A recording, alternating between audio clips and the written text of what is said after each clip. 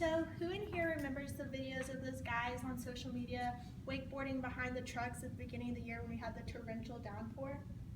While those videos are funny at the time, the flooding here in Lubbock can pose some serious issues for the city and its occupants.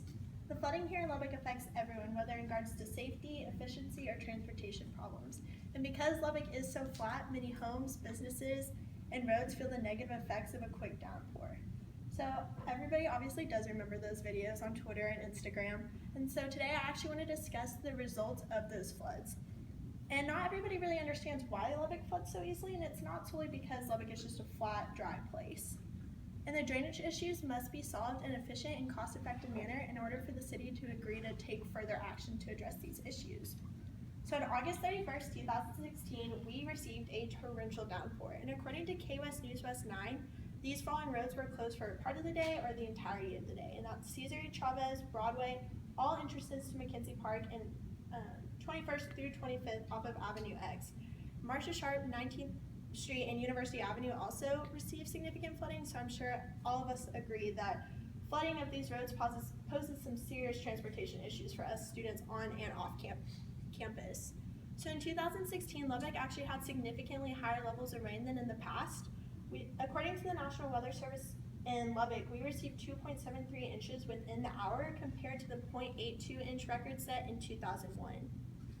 So it's obvious that the drainage systems here in West Texas are not equipped to handle such a great amount of rain in such a short amount of time. And according to the Lubbock and Fire and Rescue, they reported to several potentially very dangerous situations as a result of these floods. They responded to 8 water rescues that day, several medical calls, and a random unattended stove in the Deerfield Apartments in West Lubbock. Within 2 hours, the Lubbock Fire and Rescue responded to 36 calls. So now that I've recapped that day in August, I want to move on to how the rapid flooding occurs here in Lubbock and how it affects the city's occupants. So everyone understands that Lubbock is a very flat place, but that's not the sole reason for the flooding. So when a quick heavy downpour occurs, the drainage system is delayed because it's filled with as much water as it can at one time. And we all know that tech is an up and coming place and the campus is still continuing to grow, and so the subsurface storm drainage system has actually failed to expand with that, and so that's why you have a lot of flooding centrally on campus. We also know that Lubbock is a growing place, and so with the construction of more buildings, there's less land available to absorb the water quickly, and so that's why the city unintentionally trapped all the water centrally. So as students, we understand that flooding is super annoying. And so some students may not even attempt to get to class because they don't want to get wet and they don't want to have to deal with all of that. And professors may have difficulty getting from off campus to on campus and may result in class cancellation or office hour cancellation. And that can be super frustrating for students as well. So I don't know if y'all have noticed this, but Lubbock drivers tend to be either very aggressive or very lazy. And so this can be really dangerous in a rapid flood situation. And smaller models of cars can actually stall out due to engine or battery failure with those higher levels of water. So as a student, I didn't really think of anybody else's perspective regarding the floods. Like I was like, this is so annoying, I can't get to class, like I don't want to wear my rain boots today. But another perspective is that the rapid floods actually hinder local businesses' productivity. So if there's high levels of water, consumers aren't going to be going to those businesses and can result in really slow days for them.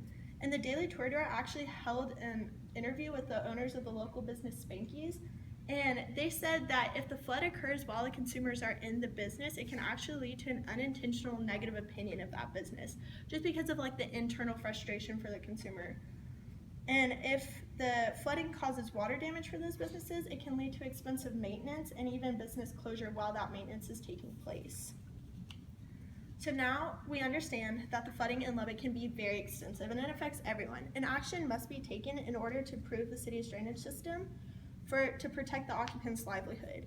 So it's understandable that implementing a completely new drainage system is going to be extremely costly, but it can also be argued that fixing the repairs after a rapid flood can be equally costly for the city in the end.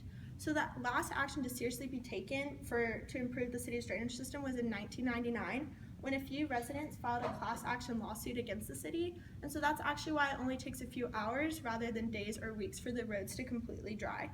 And Mayor Dan Pope reported in his State of the City address that Lubbock is actually receiving a $35 million interest-free loan from the Texas Water Development Board for a drainage project near Maxey Park. So the city is aware of this drainage problem, but they're not really addressing the key areas in Lubbock that really experiences the significant flooding. So after some research, I actually found a type of absorbable concrete. It's based in the UK and it's by the company Tarmac, and it's called Top Mix Permeable, and it can actually absorb up to 4,000 liters of water within the first 60 seconds and an average of 600 liters per minute after that. So the top layer is obviously going to be permeable and it's made mostly of pebbles, and then underneath that you have the attenuation layer, so the water flows from the permeable layer to the attenuation layer and then to the city's drainage system and then to the city's groundwater reservoirs. And it actually can be constructed alongside pre-existing concrete, so the construction time for the city would be cut in half. So a place that could really benefit from this on campus would be at the intersection of Flint and 18th. I don't know if y'all have seen it during a lot of rain, but this intersection floods even just a short period of rain. It can make transportation across that intersection really dangerous and unpredictable. So implementing this type of absorbable concrete could really make transportation safer and more efficient for cars going across there. So today I reviewed what happened on that unexpected day of August 31st, 2016, and regarding the dramatic yet slightly comical flooding that took place. And secondly, I discussed the implications that a rapid flood poses for the city and its occupants, whether students or even local businesses. And lastly, I proposed that maybe the city discuss utilizing a new type of pavement to reduce flooding in a few key areas here in Lubbock. So as students, we actually make up 1/3 of the population here in Lubbock, and so we have one of the strongest voices to enact a change. And so I strongly encourage y'all to attend city council meetings. They actually take place every second Wednesday of the month at 6 p.m. at 1625 13th Street, and our presence saying, hey, this flooding issue is still a problem, it's still affecting everybody's productivity, it's still affecting businesses, homes, us as students. I think the city would really acknowledge, okay, we need to take even further action and maybe potentially even utilizing that new absorbable concrete. Thank you.